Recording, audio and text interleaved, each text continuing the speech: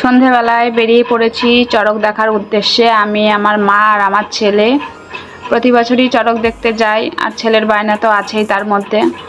তা হাঁটতে হাঁটতে চলে এলাম চড়ক মেলাতে। আমাদের বাড়ির কাছেই চড়ক হয়, বাড়ি থেকে ওই 5-10 মিনিটের হাঁটা রাস্তা।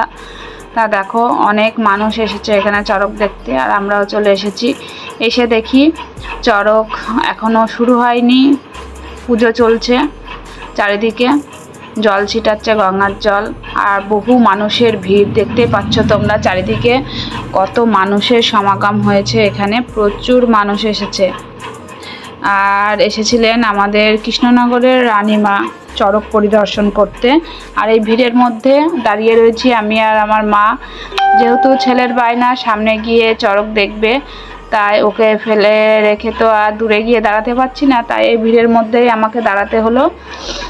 তা খুবই কষ্ট হচ্ছে, দেখতেই পাচ্ছ কেমন ঘেমে গেছি। তা যাই হোক, দাঁড়াতে তো হবেই। আর আমার ছেলে এই দেখো এখানে দাঁড়িয়ে রয়েছে, ওর সামনে থেকে দেখার খুব আগ্রহ। আমি সামনে থেকে একদমই দেখতে পারি না, কেননা অনেকে বড়শি, ছুঁচ অনেক কিছু ভুকিয়ে রাখে গায়ে, যেগুলোর জন্য মানে আমার খুব অসুবিধা হয়, মাথা ঘুরে। এর আগে একবার এই চড়ক দেখতে এসে এগুলো দেখে মাথা ঘুরে পড়ে গিয়েছিলাম, তার জন্য আমি সামনে এসে দেখি না। কিন্তু ছেলের জন্য এসে দাঁড়াতে হচ্ছে, কেননা ছেলে যেহেতু সামনে এসে দেখবে, ও আবার এইসব কিছুতে ভয় পায় না। যাই হোক, প্রচুর মানুষ দাঁড়িয়ে রয়েছে চড়ক দেখার জন্য, আর আমরাও দাঁড়িয়ে রয়েছি চড়ক দেখব বলে। কখন যে শুরু হবে কে জানে। আর চারিদিকে হালকা হালকা মেঘও করেছে। এখন পুজো হচ্ছে, কেননা চড়ক গাছ ঘোরার আগে তো চড়ক গাছটিকে পুজো করতে হবে, তাই পুজো হচ্ছে। আর এই যে আমি আর আমার ছেলে দাঁড়িয়ে রয়েছি। আমার ছেলে আমাকে বলছে, মা কখন ঘুরবে চড়ক।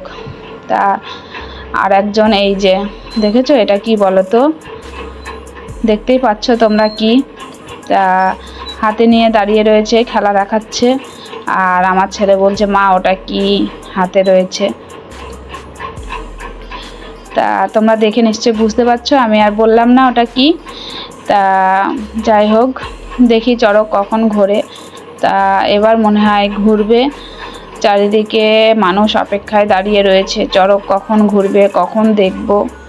যেহেতু হালকা মেঘ করে রয়েছে, সেদিকেও সবাই ভয় পাচ্ছে, ঝড় বৃষ্টি উঠে গেলে কি হবে। তা চড়ক ঘোরার আগে দুজন ট্রায়াল দিচ্ছে, মানে ঠিকঠাক বাঁধা হয়েছে কি না সেই ট্রায়াল দিচ্ছে। এত বড় একটা গাছে দুটো মানুষ ঘুরবে, ট্রায়াল তো দিতেই হবে, কোনো অসুবিধা যাতে না হয়, তাই না। তা ট্রায়াল দেওয়ার পর যারা ঘুরবে, মেন মানুষ, তারা তখন উঠবে। তাই যে যারা ঘুরবে তারা উঠে পড়েছে চড়ক গাছে ঘোরার জন্য। তা এই পাশে যে রয়েছে, এর বাড়ি আমাদের পাড়াতেই। আর ওই পাশে যার বাধা হচ্ছে তার বাড়ি ঠিক কোথায় আমি জানি না। এই দেখো, বললাম না মেঘ করেছিল, হাওয়া উঠে গেছে। তোমরা নিশ্চয়ই বুঝতে পারছো ক্যামেরায় যে কেমনভাবে ধুলো উঠছে চারিদিকে, কতটা ঝড় উঠে গেছে। দেখতেই পাচ্ছ তোমরা কি অবস্থা। এখনও চড়ক ঘুরলোই না, তার মধ্যে কি অবস্থা। আমার ছেলে তো বলছে, মা এগুলো সব শিব ঠাকুরে করছে, বুঝেছো। তা চারিদিকে মানুষ দাঁড়াতে পারছে না, এমন অবস্থা। কিন্তু তবুও চড়ক দেখতে এসেছে যখন, সব দেখার পরও চড়ক ঘোরাটা না দেখে কি কেউ বাড়ি যায়। যাই হোক, এই যে চড়ক ঘোরা শুরু করে দিয়েছে। তা খুবই ভালো লাগছে দেখছে, প্রতি বছর একজন ঘোরে, তা এবার দুজন একসাথে ঘুরছে। সবই বাবার মহিমা, খুব ভালো লাগলো দেখে। চড়ক ঘোরা দেখে তাড়াতাড়ি এবার বাড়ির দিকে রওনা দেবো, কেননা প্রচণ্ড হাওয়া উঠে গেছে, খুব ঝড় হচ্ছে। আর চড়ক ঘুরছে ওদিকে, আর ওদিকে ঝড় উঠে গেছে, তোমরা দেখতেই পাচ্ছ প্রচণ্ড ঝড় হচ্ছে। ছেলেকে অনেকক্ষণ থেকেই বলছি যে বাড়ি চ, ও তো কিছুতেই যাবে না, পুরো চড়কটা ঘোরা দেখবে।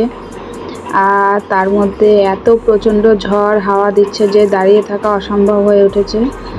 তাও সবাই দাঁড়িয়ে রয়েছে চড়ক ঘোরা দেখার জন্য।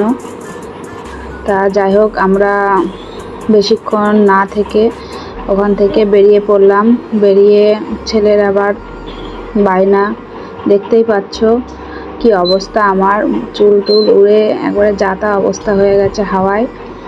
তা বেরিয়ে আবার ছেলে বায়না করলো ঘুগনি খাবে, তা ওকে একটু ঘুগনি খাওয়ালাম, আমরাও খেলাম। খেয়ে এবার তাড়াতাড়ি বাড়ির দিকে রওনা দেব। তা ভিডিওটি কেমন লাগলো অবশ্যই জানিও।